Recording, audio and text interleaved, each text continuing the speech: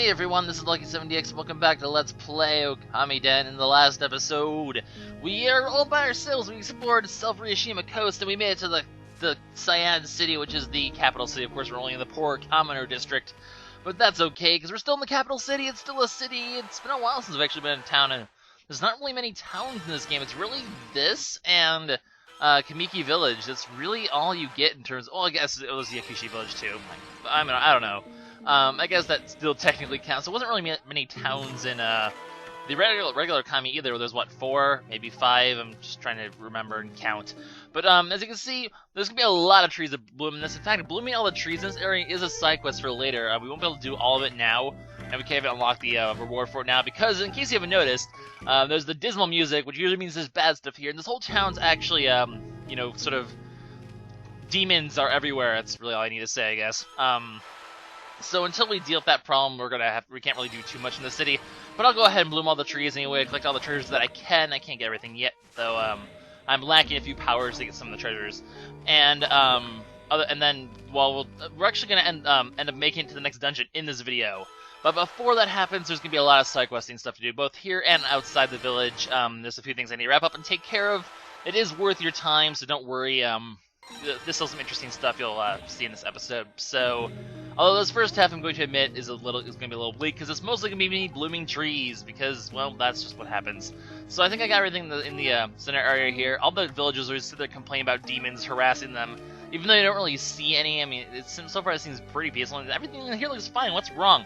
Oh, there's just giant houses taken over by demonic possession, but that's no biggie, right? Apparently all the villagers are just harassed by demons. You'd think we'd be able to see them, though. I don't know. A bit kind of weird. As you can see, we can't get that treasure yet. And that actually is the last piece of Masterpieces Part 2. Which means we can't complete Masterpieces 2 until we get the ability to get that treasure chest. Which kind of sucks, so we can't finish that off. We're actually going to end up getting some Masterpieces Part 3 before we end up finishing Masterpieces Part 2. But that's just the way it works, unfortunately. Not much you can really do about that. We also can't finish Rao's treasures off, the treasure list we started last time, until we get that same power as well. Because that one area that we ended the last video showing, in that little bombable area, that was we couldn't go there from ice. That's actually where you get the final Rao's treasure. We'll actually find another one in this episode, but that's only 3 out of 4. The 4th one we can't get till after we get that either. So there's actually a lot that's locked away from us until we can get that power. Which, you know, that might be a bit of a hint as to, you know, when we'll be getting it. Hint, perhaps? I don't know. But now they got all the trees over there, we're just gonna get all the trees over here, and then we'll actually, if you don't want to progress the plot, don't head to the, middle area. As in, not like the entryway, like there's a place you can go further, down that area. Don't go there.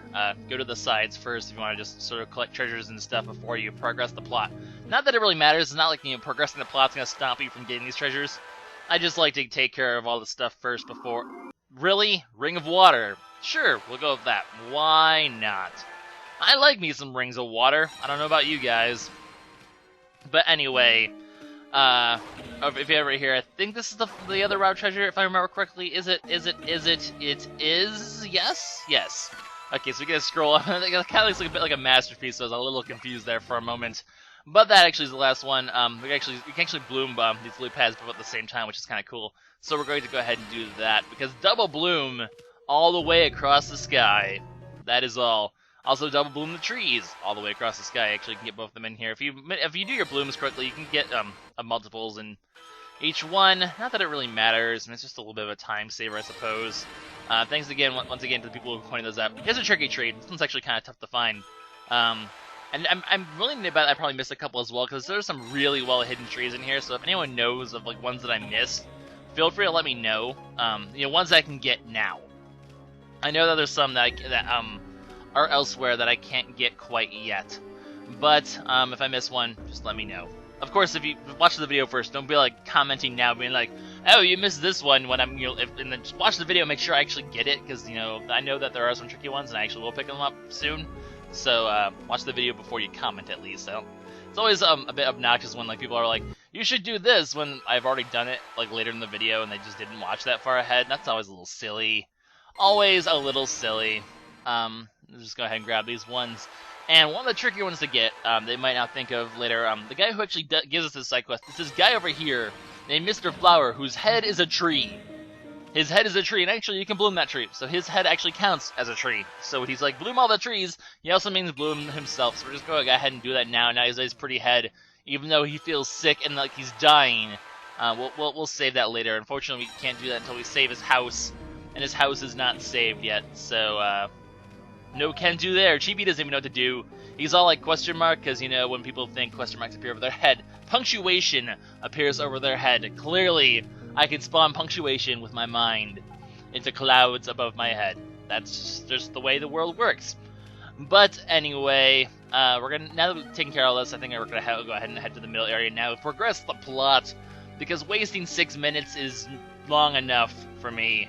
So, if you head over here, stuff and things are going to happen, and those kind of stuff and things are going to be us meeting our new partner. That's right, we get a girl no, Nanami was a girl. We get another girl this time. So we're one guy and two girls. Go Chibi go? Question mark. But yeah, obviously we're going to fight some demons first. So, we shall fight some demons, but it's just these guys. Like, really? Really? These guys are just so simple. They're just going to die. Like, now we have a glaive now. Like, we're just going to tear them to pieces with this thing. They don't even stand a chance. Just explodiate them with our sword. That's just how it works. But if you want to get some more demon fangs, go ahead and do that. In this episode, we are going to be heading to Yakushi Village and upgrading this sword. So if you don't have 20 demon fangs by this point, you know, go ahead and get some from these guys. You might be able to get enough for your awesome sword. So, yeah, that's what we're going to be doing. Also, we get a good reward this time for once. Not that it really matters, because it's just, like, gonna save us, like, 10 yen. Big whoopee. Although we're actually gonna, another thing in this episode is going to be, showing where the majority of our yen shall be spent. I'll finally be able to show that off. But, meet our, new character. Basically, early on, she's a really big douchebag, but she becomes a likable character. Don't worry, don't be like, oh my god, she's so freaking obnoxious. She becomes a bit more decent later on. I guess she has her reasons for being so stuck up, but her name is Kagura. You might have seen a few mentions of her last episode by that one, the dude, where the girl's like, I want to be like that awesome actress Kagura today. That's right, she's an actress. We have an actress on our back. She's just a performer.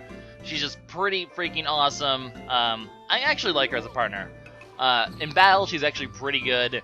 And just in general as a character, she's actually one of the more important characters of the game. Not like the major partner, but she's more major than Nanami at least. And I'd actually put her on Kuni level. I would say she's about equal with Kuni in terms of plot importance. She's actually a pretty, I don't know, I think she's a pretty cool character, personally. I'd rank her as probably my second favorite partner in the game. Maybe even my favorite partner. It'd be pretty close. In terms of battle, she might be my favorite partner. In terms of character, I think she's my second favorite partner. Even though she's really mean. And Chibi's just like, I don't even care, dude. I'm just gonna yawn and bored. And she's like, whatever, you know, I'll just deal with your shit. Chibi doesn't deal with douchebags. He's just like, whatever. Behave. But the cool thing about her also, one of the things I like about her, she rides standing up on your back. That's right. Standing up on the back. Freaking awesome. Here we go. Name time. It's a name. Name Pooch. Your name is Pooch. That's actually, I mean, it's better than Mutt and Squiddy. I don't know. Pooch is okay, but nope. Chibi's still depressed. He still doesn't like it. He wants to be called Chibi, clearly, because Chibi is adorable. Why would you not want to call someone Chibi? But as you can see, we need to take her to the Playhouse, the theater. We need to go rescue the theater. That shall be our goal for the next few episodes. And that, of course, shall be our next dungeon, is the Playhouse. So technically, we can even head right there now and probably get there in the next, like, couple minutes. It doesn't really take that long. But, now that we have Kagura, we can actually do a bunch of things. For starters, we can now that we have a partner, we can go back to Yakushi Village, and there's going to be stuff we can do there. But also, now that we have Kagura, we can also recruit some of the humans to Yakushi Village. So the rest of this video is going to mostly be spent, basically bringing, sort of introducing, Kagura. There's too many people in this name whose words start. There's actually 3 partners whose names start with K, and they're really freaking confusing. Like Kuni and Kagura, and there's another one later on, but like it's just I get all tongue twisted when I try to talk about which ones. There's nothing over here, but there is an item over here. It's just another history scroll. Nothing too important. As you also saw, by the way, we got Masterpiece Part 3. So like I said, you do get a little bit early. Also, Kagu can't. I guess you can call her Kagu, but it's Kagura in full. But yeah, so you see, bad feelings, blah blah blah. We'll be able to deal with that soon, though. Obviously, we'll have to complete the Playhouse before we can do any of that, though, because, you know, usually you have to complete a dungeon before you can progress onwards in the plot. And just gonna sort of go through a little bit of main story here before we go to the side questing. The Playhouse is now called Purgatory. That's an interesting name for a theater. I'm gonna call this theater Purgatory because going there is like being in Purgatory. I don't think you're gonna attract any customers with that name, but it does sound very demonic. It looks very demonic. Apparently, demons have taken over the theater. Why? Well, apparently demons need their entertainment too. I mean, look at Bowser's Inside Story. Fawful needs his entertainment. And now demons need their entertainment. Everyone loves the theater. Just theater there, theater here, theater everywhere, making a resurgence in video games. I sense a common theme here. But like I said, we need to recruit a few people to the Yakushi village, and that's going to be the majority of this village. Of this video is going to be us. I'm actually going to show off a fight. I specifically chose this one because, as you know, you get 3 demon skins from the enemies here because it's 3 enemies instead of 2. But I chose this opportunity to show off the way Kagura fights. If you do your full combo, she throws stuff at them. I'm not even sure what she's throwing. They're like little paper somethings or others. They look like little miniature fans. Her attack animations will make why she throws them. That will actually make sense later on. Right now, it doesn't really seem to make much sense. But that's her basic thing. She basically throws her projectile off their back that hits 3 enemies. Well, or hits 3 times. It can hit different enemies, which can be very handy because that means it can disrupt other enemies too. Because when enemies get hit, a lot of their attacks get disrupted. So she can by doing like a constant stream of her things, and the combo for the glaive, as you guys know, is really quick too. Like it's only a few hits of the combo, so you can really sort of stream together Kagura partner attacks really quickly, and you use those to disrupt the enemies around you and just sort of keep them, at bay while Chibi is focusing down one enemy, which makes her extremely useful in battle. Like I said, I think she might be the best partner in battle in my personal opinion. So as you can see, very good. I definitely like using her. She's a lot of fun to be playing around with. That sounded a little dirty, pedo bear-ish material, but that's okay. Also, no one in this game has a mouth. Did you ever notice that? Nobody has a mouth, except really Chibi. I guess he has a mouth, but none of the humans have a mouth, and I always find that extremely disturbing. But there's your fight right there, for a little demonstration of Kagura. And now for the rest of the video, we're going to be focusing on Yakushi Village side quest stuff. And that's okay, because there's actually a lot of cool stuff you can do. I do recommend doing this Yakushi Village stuff before you do the next dungeon, because overall it is helpful. This guy, we have to recruit this guy. Because I focused on him last time, that means he's important. So if we talk to him, Kagura's going to be like, let's show him the map, and then we're going to show him the map, even though she didn't really say anything. Why couldn't we show him the map before? Why do we need a person on our back to speak to humans? We can speak to them just fine as a dog, because apparently everyone just wants to share their world problems with wolves. Like, I see a wolf in the middle of the street, and I'm just like, hey, I'm going to tell you about all of my problems, wolf, because, you're a good listener, being that you're a wolf and can't talk. You can really only just listen, or potentially bite my face off, or in Chibi's case, draw a bomb on me. But, okay, I don't know what I'm getting at, but, also, now that I do have Kagura, we can actually officially start the side quest that we're already 3/4 completed, because apparently we couldn't start it unless we have a partner. So talk to him, and he's like, blah blah blah, Princess Rao's things are missing, blah blah blah, blah blah. I kind of actually spelled the name for it before. I didn't mention it was Princess Rao's. Nothing says it's Princess Rao's treasures until now, but as you can see, we already have 3/4 of it, which is really funny, because, well, we already have 3/4 of it. It's already almost done. Did she just go through the roof? Her head we just forced her head through the roof. We just freaking killed Kagura. That's okay, she's alive as a zombie on our back. We have a zombie actress now, guys. I approve this message. But if you have her here, you need to talk to the old lady over here who just randomly spawned. She wasn't here before. You weren't here before. See, it's things like this, like, people spawn, like, villagers can spawn in locations that they weren't there before, and then you have to backtrack to them, not even knowing that there's anything, like, there's no reason to go back here again. So why you'd come across her, I don't even know. And she's, like, super important, too, because you need her in order to get another villager. Because we actually need, now that we have her, she mentioned that she really wishes she had a grandchild to raise. And there happens to be a little boy, if you remember from last episode, that needs a family. So put 2 and 2 together, to get 4, except in this case it's more like, put, like, 2 and pie together to get 2 pies. That made no sense. That analogy failed, but I think yeah, it's not really that simple. But when you think about it, I guess when you know it, it's simple. When you're trying to figure it out without a guide, it's not that simple. That's what I'm trying to say, I guess. Kind of, somewhat, maybe. I could fight that guy again, but I don't want to. I have enough demon skins. I only need 5 to get the weapon. If I ever need demon skins in the future, I'll just grind in this area because it's the good area to grind for demon skins. South Ryushima Coast. Pretty darn useful for that. So we're going to head over here. Once we get the old woman, we can recruit the little boy. Because, you know, we're making families. We are family makers. We can't even see the guy. We can't even see him. Kagura, Chibi, you're blocking the poor little boy.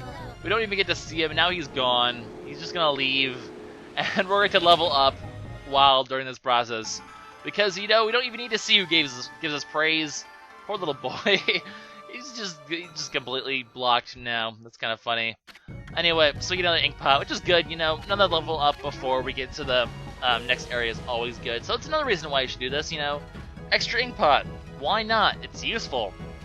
Always a good idea to have those extra ink pots. So I don't know. I generally recommend it. You could also go talk around and get some more interesting conversations from Kagura. I think the guy over there talks about how he's like, you're not a very good actress, and Kagura's like, well, come to the theater and I'll show you one. Stuff like that. So there's some interesting conversations, but I mean, my videos are long enough. We're not going to waste time with extra conversation. We're just going to sort of go around and do this Yakushi village thing, and then move on with our existences.